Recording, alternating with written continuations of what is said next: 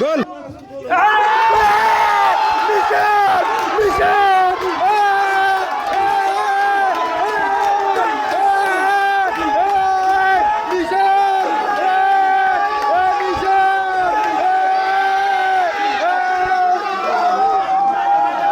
গোল হয়েছে